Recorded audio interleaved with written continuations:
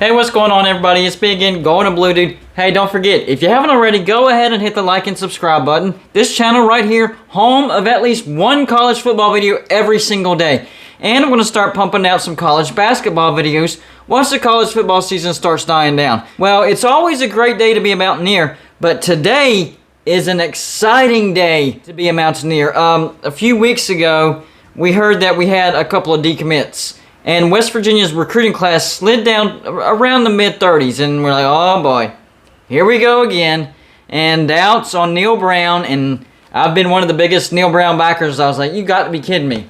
I've been trying to back you from day one, and this happens. Well, seems like West Virginia had some surprises up their sleeve. Because West Virginia, best recruiting class ever? Yeah, that's what it seems like. Especially according to Rivals. Our last greatest recruiting class was back under Rich Rod, number 25. This one, number 22. That's right. We did break the record. The best recruiting class ever without any 5 stars. He did it with quality and some quantity. This was a full class, 20 altogether if you count the transfers. This is an exciting class, guys. This is how you build the future. Let's run through it real quick. First, the top dogs. Of course, leading the way. 4-star Nico Markiel, the quarterback. This is going to be our leader into the future. This is a player you can build an entire team around. That's how good he is. If you haven't gotten a chance, you need to watch some film of Nico Markiel. Not just his skills, but his leadership and determination. He wills his team to victory. So that was a big pickup. And we knew we had Nico Markiel, but there were some big-time surprises today. And it's always good to see that signature. I mean, look at Florida State. They thought they had the #1 overall recruit. He flips over to Jackson State at the last second. So getting that signature, a big deal. We have Nico's signature. He's coming to West Virginia. On down the list. Cornerback, Jacoby Spells. We stole him from Miami. Way back, yes, we already knew it was going to happen. But that was a big get. 4-star cornerback. And right out of Miami's backyard, Miami was in the running. We got his signature. Jacoby Spells coming to Morgantown. 2 other 4-stars that were a little bit of a surprise, especially in my eyes. Safety Hershey McLaurin. He's a JUCO transfer, but he's a very high-ranking JUCO transfer. Safety. This guy's a beast. I'm excited to have him, and I'm glad he chose West Virginia. Welcome to Morgantown, and welcome to West Virginia. And yet, one more 4-star. And this I didn't know much about this guy. The linebacker, Lee, and I don't know how to pronounce his last name, K-P-O-G-B-A. I'm thinking Pogba, something like that. Anyways, he's looking like a beast. He's a linebacker as well, so we're getting help, a lot of help on the defense. He also picked up wide receiver Jeremiah Aaron. Now, he doesn't have any star ranking, but he does add value. A little bit undersized, but this guy's tough, and he's not afraid to block for those bubble screens. And what does West Virginia like to run? They like to run those outside wide receiver bubble screens. So we'll need him for blocking for sure. Let's keep going down the list. Mumu bin Wahad, 3 stars. I think he's underranked. I think that guy's a 4-star, especially when I watch film of him.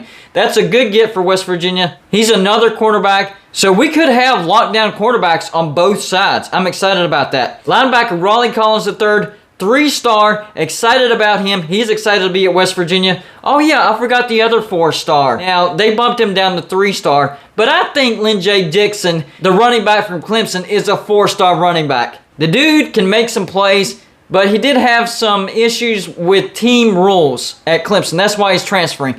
I think we can get that under control, and the dude's a playmaker. We got him from Clemson. That's the big deal to keep in your head. Then defensive lineman Eric Burton. He's a 3-star defensive lineman. He has good size, and he can get a lot of penetration on the offensive line. Maurice Hamilton. He's a nice 3-star athlete. He's a big offensive lineman, a mountain of a man. He's definitely going to add size to our offensive line. More offensive line help. Charlie Katarinzik, a 3-star offensive lineman. That will help with our offensive line. We already have talent at the offensive line. Now we need depth. That's going to help. Another defensive lineman that I was not aware of. Now, I don't know how to say his first name. Z-E-I-Q-I. So maybe Zequi or Zequi Lawton. He's a 3-star. He's a transfer from Cincinnati. So we're getting a good athlete from Cincinnati on the defensive line. Linebacker Travius Latham. He's also a 3-star. The dude is quick. He makes a lot of tackles. I expect he'll pile up a lot of tackles in Morgantown. Offensive lineman Landon Livingston, 3-star. This guy has massive size, great hands, needs to work a little bit on his footwork. Other than that, solid offensive lineman. This next one, he was all over the place. Tight end Corbin Page, 3-star.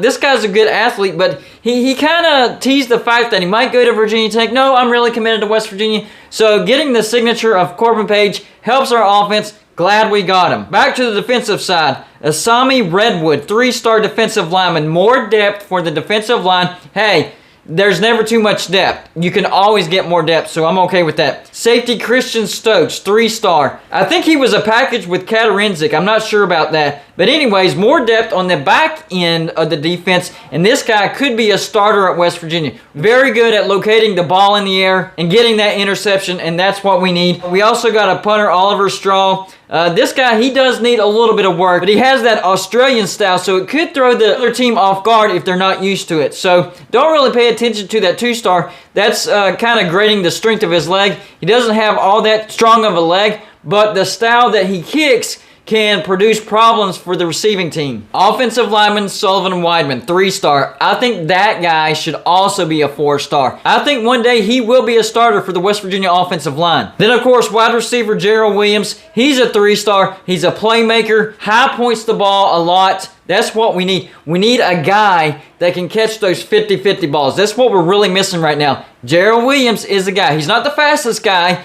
but he can high point that ball, and we need that. And finally, quarterback Tyron Woodby Jr. Hey, another quarterback, 3-star, great athlete. We're going to have a lot of depth at that quarterback position, and I think we'll have 2 lockdown cornerbacks with Mumu Ben Wahad and Jacoby Spells. I think they're going to be lockdown cornerbacks, but we also have depth behind that, and you got to cover that slot receiver as well. So all the help we can get, I'm all for it. I think West Virginia, obviously, this is a great recruiting class for West Virginia. I mean, the best ever. How can you complain about that? So all you Neil Brown doubters, yes, we had some decommitments, but he always had a plan. I never doubted you, Neil Brown. Thanks for coming through for West Virginia. I expect great things from here on out. I expect West Virginia to take a big step forward next year, especially the quarterback competition. Yeah, Jarek Deggy is coming back, and so is Garrett Green, but Nico Marchiol, he is definitely going to elevate the quarterback competition. So I look forward to that, and the offense taking a step forward next year. I'm not worried about our defense. I mean, look how much we lost this year on our defense, and it was still fine. So I'm not worried about defense. It's the offense. So that's the thing that I'll be looking at, especially the offensive line blocking, because look at our running game. Wasn't really any good this year. Letty Brown went over 100 yards 4 times. We won all 4 times, but only 4 times. So we have to work on our run blocking. That offensive line needs to get better. Help is on the way. That's all I got for you for this show. Like and subscribe if you haven't already, and I'll see you on my next show.